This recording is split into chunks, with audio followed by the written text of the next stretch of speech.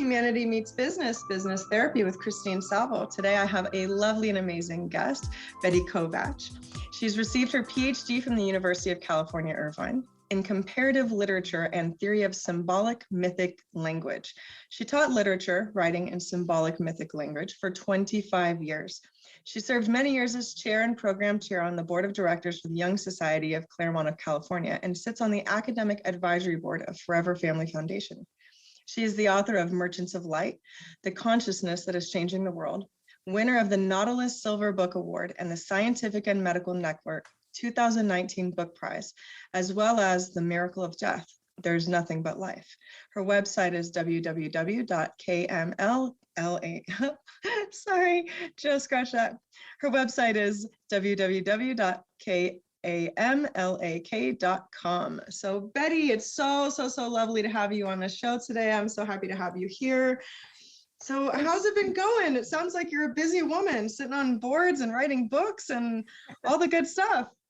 Well, it's the thing I love to do, actually. I spent so many years teaching and I love that. And now that I have been writing, I've been doing a lot of podcasts and interviews such as this, and I love it. I love meeting so many people who are involved in changing our world, actually. Yeah, I definitely share that in common. That's one of my favorite parts of doing this show is just meeting all these brilliant people from places that I may never have connected to otherwise, and really hearing what they bring to the world. So for our episode today, we had a hard time picking a topic because there's so many interesting things that you can talk about. But I want to kind of start a little bit for our listeners, and even for myself, of just kind of getting to know you a little bit. So what kind of brought you to where you are now? So it sounds like you've been teaching, you've been doing this, and then you're really focusing on your writing. The Miracle of Death, There's Nothing But Life. It's a really interesting topic. Maybe you can give us the short version of what's this about? Yes, that's probably a good place to start. I think all my life I had wondered, what's the meaning of it all? And why are we here? What are we here for? And I questioned that. And of course, in my culture, born into Western culture, which had a religion story and a science story. And the religion story was beautiful, but I had to believe. I wasn't taught how to experience it, how to trigger that experience of Christ consciousness or that larger universal mind into which I now know we are all born. I didn't have that information. The science story was, of course, pretty grim. It was that there's nothing but matter. There's no meaning, there's no purpose. We're simply a mistake, just a fluke of nature. And when we're dead, we're dead. It is the most destructive worldview that any culture has ever had. But I was born into that worldview with the alternative of a religion story, but I didn't want to believe, I wanted to know. So that was the beginning of my journey. And I ended up teaching in college and late 60s and 70s, and students were wonderful. They were questioning everything. And I find that true with the people I'm doing the podcast and interviews with. I mean, they're very much like the students at that time. There was a real, you might say, renaissance in progress. And so I taught mythology and symbolic language, which is really, mythology is about someone else's spiritual tradition.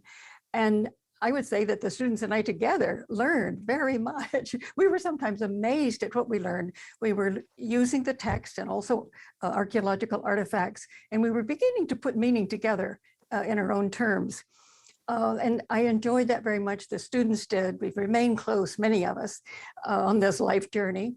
And then in the 90s, my mother was hit by a car, killed instantly as she crossed the street.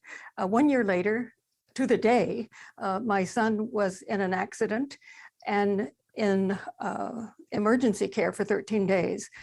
When they took him off the machines, it was exactly the hour and the day that my mother had been killed 1 year before. Yeah. So there were many synchronicities like that. Well, that began, I had taught about death in the mythology classes. We had seen how other cultures responded to death. But here was the death of my only child. And at 20, he was 20 years old. And And then 2 years later, my husband Istvan was also killed by a car. He had gone to his native country, Hungary, to see his family and also to do business there. So within a 3-year period, I had lost my mother and my only child and my husband to death. But after our son died, my husband and I both had incredible experiences with the consciousness of our son Pishti. Now, I had begun to have visionary experiences, my actual experiences, not just a belief system, before, probably 2 years before. I had gone to Peru to work with shamans. That began a process. I had always followed my dreams. I had been very influenced by Carl Jung, the psychiatrist from Switzerland, who had done so much in symbolic language and myths and dreams. But I needed more experience. And I had wondered about death. That's, of course, when you love, and we all love someone and people, we want to know what happens when we die. So I was in the process of getting closer to that. But when our son died, Istvan, who had certainly not been interested in this before, he was tolerant and patient and supportive of whatever I did, but he himself was not interested in the visionary world. But after our son died, we both began to have very powerful experiences with Pishti's consciousness. And not only did he want us to know that he was fine, that there is no death, there is nothing but life, as I have on the cover of the book. It is a miracle, you might say, that we go through. It's simply a death and a rebirth into this larger consciousness out of which we're born. But we experienced him just in such detail. He wanted us to remember that we knew there's no death. He said, we've just forgotten. And then he wanted us to know what the earth is going to be going through in the next few decades. He said it's one of the greatest transformations that we've ever gone through. Very, very difficult and critical time. And he wanted us to remember that we had chosen to be born at this time and why we had made that choice. So the Miracle of Death, that book, is actually a very precise recording of the experiences that we had. I didn't want anyone to publish it who would sensationalize it. Istvan and I had taken very careful notes. Well, in fact, we'd recorded after each experience that we had, we recorded it. And so when I wrote the book, I was able to look at the details in the experiences because I wanted people to know this is what's possible. This symbolic mind connects us to another dimension of reality. Its language is symbolic and feeling. And we have pretty much, in Western culture, we just dismissed it. But now, there is a renaissance of this ancient knowing in our time, and we are remembering these things. So that's what that book's about. That is so beautiful. I mean, so I'm really curious then, after having this kind of awakening and going through this journey with your husband, only to a couple years later lose him as well, what's your journey been like now since? That's a lot. So you guys kind of opened this up together and you started this path and you got to really see him blossom and really dive into something bigger than both of you, right? So big. Yeah, so much bigger than both of us. Yes. And what has been your experience since? Well, with every member of my family dying within that 3-year period, I had the great gift of knowing after our experiences that we continue to create after we step out of the physical body. And I knew that there were reasons for both Pishti and Istvan to leave their bodies and do work on the other side. I knew that, I'd experienced it, and it helped me. However, as an individual person who was no longer a mother or a wife, and he was the major person I could talk with, I couldn't really talk about these things to anyone else. Actually, I found that my students were very, they were open. They were very open. And of course, gradually I did meet I think you've talked with Kimberly Saavedra. She's my editor and publisher and also arranges these interviews. She had been a student, and we gradually began to talk, and I realized that we could talk about these things together, and that was a great gift. And I knew that I had this work to do, to try now to go back to our ancestors and see how had they experienced this universal consciousness? How did they trigger it? And so Merchants of Light is about that. And certainly I've had helpers along the way, and very profound friends such as Kimberly, with whom I could actually work and talk. So there always are gifts. I knew that my work was to stay here and do this work. Istvan had one vision with Pishti, our son, in which he asked him to look up the hexagram, and he told him, start from the top, it's straight, broken, broken, straight, straight, broken. We looked it up, and it just was so profound, because the whole vision had been about our work was to work on what had decayed, because it was very clear that our ancestors had known how to trigger this consciousness and experience who we are. And they created peaceful, different cultures from ours. And so in this hexagram, Pishti told his dad, look it up. And when we did, it said, it was the 18th hexagram, Ku, working on what has decayed. And Pishti said to his dad, read this carefully. It is your work, meaning his and mine, and it is the work of the earth. And then Istvan said, which I didn't understand at the time, he said, all of us on the earth work in parallel worlds. And in our work together, sometimes Pishti goes first and I stay. Sometimes he stays and I go, but you're the one who always stays to write about the work on what has decayed.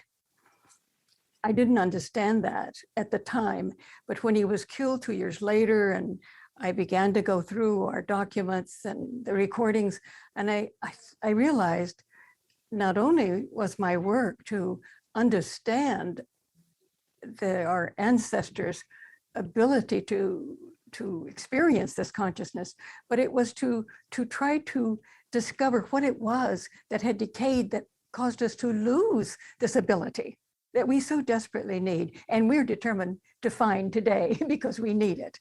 Oh, absolutely. I couldn't agree with you more. So, maybe we could kind of dive a little bit deeper. So if our listeners have suffered some recent loss or even past loss, and they're hearing what you're saying and they're resonating with it and they're wanting to know a little bit more, could you kind of take us through a couple of the steps of the first book and maybe a couple of the steps of the second book, just to give us kind of an idea that if there's a process?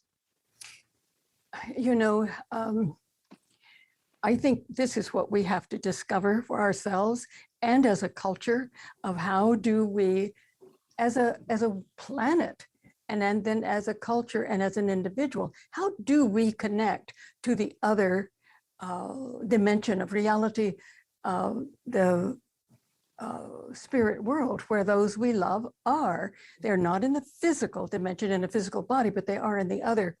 There are many, and I'm so amazed at how many people are discovering ways to do this. And Kim and I share with Janet Mayer, a medium, a radio show on BBC. And it's a time when people call in and they tell about their experiences. And very often it just happens to them, because the love is there. The grief opens us to that other dimension. And I see grief as a process, not something to be avoided, but it can, if we stay with it, allow ourselves the grief and walk through, it will actually almost walk for us. It will take us to another way of seeing the world, I do believe. But I don't have, and I don't know that anyone has, one step or several steps that will connect us to the other dimension. Many people go to mediums and they just have absolutely incredible experiences, and they know that their loved one is on the other side and has communicated with them. Others have very synchronistic events all on their own, or they actually hear them speak, or their symbolic ways in which they make the connection. And Janet Mayer, who is a medium, always points out, we must be observant. Don't dismiss and just say, oh, that was just, coincidence, as we've been taught to do in Western culture. So many things happen that we just let pass by. So to be observant. But I think first and foremost, our love for that person connects us. We are connected. And if people like to be in nature, like to be alone, like to listen to music, whatever it is that allows them to simply be open, that helps so much. And of course, to be observant of the dreams. There are people who have worked out certain methods. For instance, there was a man in Texas who worked with veterans who had PTSD, and one veteran had been in the hospital for a very long time. He'd been in Vietnam. He had lost a young girl he was going to adopt. She was just destroyed, very close to him, and he just simply couldn't get over it. He just could not get over that. And then Botkin, I believe it's a Botkin method, he just tried that with this veteran one day, and it just has to do with eye movements of a certain kind. And it triggered, Botkin didn't know it was going to trigger his experience of the other side. And so now he uses it for that. But it did trigger this veteran's experience in which he saw the girl he was going to adopt. And it was just such an incredibly beautiful, deeply felt experience in which she was so lovingly there with him and told him she's fine, that they will meet again. And I think, this is our heritage, to be connected to that other dimension. But the dreadful worldview in which there's nothing there. And we were considered deranged if we talked about experiences of the other side. That plus in religion, let's say the Christian religion, they did teach us of a beautiful mystic, Jesus, but they told us to believe in him. They didn't tell us we were to be a Christ, which Christ himself tells us in the Nag Hammadi text, which the church would have destroyed had they not been buried, and we found them in 1945. So our lack of connection with the other dimension is a result of our heritage, which we are now waking up to, and we are changing. And I think each one of us who has suffered the loss of someone we love will search for ways to find that connection. It is possible. That's the first thing we have to really discover, that it is possible, and they are present. I think Janet's book is Spirits, They Are Here. And when we know that, we can be open to miracles happening. Wow, this is really a deep and beautiful conversation we're having here. As a therapist, as you can imagine, this is often on my forefront. Oh yeah. And, I always like to say, sometimes I have the privilege and honor of being there on people's worst day. And I mean that I really do mean that. That I'm usually the first call that someone will make when something bad happens, when there's tragedy, death, loss, things like that. And, I always find this a really interesting topic because I have similar experiences to you as to this idea of find comfort where you can. There is no right or wrong way. And if we don't know anyway, why don't we tell a story that makes us feel better? Mm-hmm. But for some people, that could be a little overwhelming, right? So the consciousness can protect you from that, right? Because that's how our brain's designed, much like shock and things like that. It's like, hey, whoa, too big, too much, can't take it in, close it down. Well, but I also agree that we haven't been groomed in that way. We haven't been, exactly. If we started when we were really small and it was a natural, normal conversation, that we accepted death as just as beautiful as life, because that's really my belief is, oh, it is. Yes. Birth is difficult and hard and painful and beautiful. And death is another part of the same, it's on the same line here. There is no life without death. And both processes need to be honored as beautiful as transitions, one's transitioning in, one's transitioning out, or wherever it's going. But if we can hold it in this loving, light, beautiful space and learn to nurture it instead of be afraid of it, kind of make it wrong. A lot of people we try to push it away from people, keep it away from people, it's not in their faces. But I really actually think that has more psychological damage. It has more damaging effects than it does healing effects. Yes, well, I want to return to what you said about culture. And that's what I discovered with cultures in the past that we didn't know about until the 20th century. And yes, if we are born into a culture that honors the world, nature as sacred, and wants more than anything to know her laws and live by them and relate to nature and to all that's in nature in a loving way, and know that spirit is in everything. It's everywhere. It's this beautiful, loving consciousness out of which we're born. If we're born into that, we can take much more, much faster. But I think, yes, some of the things that we might discover, we need to have a little time to sort of take in when we're not born in that kind of culture. And I could give an example of before our son died. For 2 years, I had dreams that he had died. But it was very interesting I think I was being initiated into this coming experience. And sometimes I would experience it as an attack of some kind, or that it was someone else's child. And yet I was grieving for that child. So I think that gradually my psyche was allowing me to experience the death of someone I loved. And then when it actually happened, I think it was a little easier on me. I mean, it was as though I knew it was coming, but didn't know. And my husband even had an experience. He was in his office and he saw Pishti's body, his car, first of all, on the side of the freeway, and his body superimposed on it. And he heard himself say, "Oh, that's right, Pishti. It's almost time for you to do this." And then that scared him. I mean, he was so shocked at what he had said, but it was something deep in him that he knew.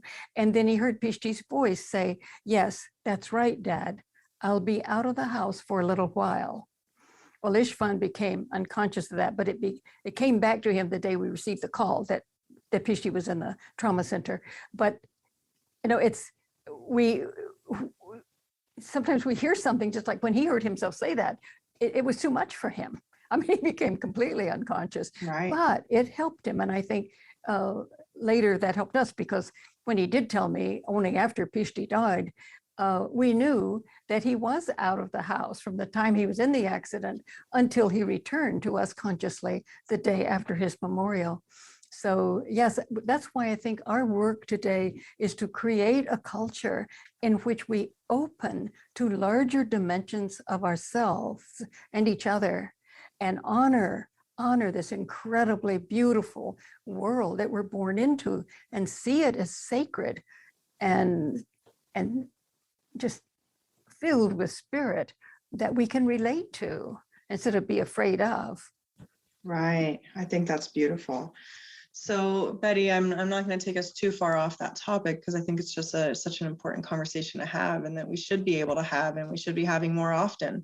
And I'm kind of curious now, a little bit later, of, you've went through all this, you've really been through it, you've lived it, obviously, you breathe it. I can hear it in your voice that all these years later, you're still passionate about what you have to say, that your beliefs are so very strong and rooted in what you've experienced. So how did you get from that to, I'm going to write this book now? You're having all these profound experiences and in your own human pain and grief, but also as a spiritual being, seeing that there's so much more. How did you transition, and become the author that you are now? Well, I had taught for so many years, and I had to laugh when I think about my life as a teacher. It's the same as a writer. Every significant thing that I experienced, I always thought of how I can relate this to the class, And so I think that was also in my experiences. I had written down my dreams, and Ishvan and I then kept recording up our visions. And my students were, when I went back to school, they were very loving and helpful, as was the faculty, but they wanted to know too about, we've been talking about death and all of these mythologies, and now you've experienced it. So I did tell them some of my experiences. And from that, it was just very natural to write about it, the storyteller. And as you say, stories are so much more powerful than lectures. And so it was just natural. I think all of us have stories. I've certainly realized that. I've met so many people who have incredibly powerful stories through grief or so many other things. And for them to tell me their story has been very powerful and healing for me too. So I think that's how the transition was made. Okay. And since then, because I always believe that we're always in transition, right? Whether we're aware of it or not. Exactly. So, people are like, I don't like change. And I was like, well, here's my options for you. You either choose it and do it on purpose, or it's going to happen to you anyways, because no one asked if you liked it, right? It's just kind of part of the package. So I'm kind of curious what writing has taught you. Like, has it brought you closer to your journey? Has it solidified some ideas? How is writing and publishing and now getting out and kind of talking about it? Because again, having to tell the story of everything you've been through, kind of over and over and over. For some people that can be re-traumatizing. For other people that can be really kind of soothing. Like I'm telling my story, but I feel different about it now. I'm just kind of curious about how you've changed since you've been writing and published and selling this book. Well, let's start with writing. I taught writing as well as mythology. I worked with students I worked at a community college, and I love that because we had students who had been out of school and many who didn't know that they had any talents at all. They came back and I taught writing. And what we all learned together is that you learn so much just through writing, is that you start discovering things. They become clearer to you. And that's why it's so important to write dreams down, is that when you start writing the dream, one thing leads to, oh, then you remember that. And oh, now you see a connection you didn't see before. And so that's all of us who taught writing taught that to write is to become conscious. And so I loved doing it. And the students also had incredible experiences through their writing and also through the teaching of mythology. I had one night class, it was 3 hours in the evening, and people from the community came as well as the students, younger students. But I would have so many people who'd come to me afterwards and say, I'm going to tell you something that I have never told anyone in my life. And that's because our culture hasn't valued it, and they were afraid of being rejected or laughed at. And but with just talking about these stories in the class made them more confident about the stories in their own lives. And so they told it. And then I said, write it down so that you'll have it. And both telling stories and writing them down are wonderful processes of opening up, of becoming conscious and remembering. Henry Miller used to say, remember to remember. Wow, I love that. Remember to remember. That is beautiful. So Betty, it has been nothing but a pleasure having you on the show, and thank you for sharing your heart and your soul and what you've been through and how you're really trying to contribute to the world and making this change. For our listeners, if they want to know more or find more about you, where would you like them to go? First of all, I want to correct something. I think I had said that we have a show where people can come and talk about their experiences on the BBC. No, it's the BBS. I just want to be clear about that. And where can they go? They can go to any bookstore that sells books and ebooks, or they can go to our website, which you've already given, the www.kamlak.com, KAMLAK. And or yes, if you want to sign up for a newsletter, you can, and we will send you a chapter of Merchants of Light. And awesome. And on the website there are videos and podcasts and webinars that I've done so far. So quite a few things there to explore. Sounds like the perfect resource. So if you want to know more about Betty and her work, check out her website. Betty, thank you so much for being on the show. It's been a pleasure to have you. Thank you, Christine. I enjoyed it very much. Thank you. Absolutely. And this has been Humanity Meets Business, Business Therapy with Christine Salvo, licensed marriage and family therapist, advanced certified mediator, and internationally certified hypnotherapist. Thank you so much for listening. Have a wonderful day. Bye-bye.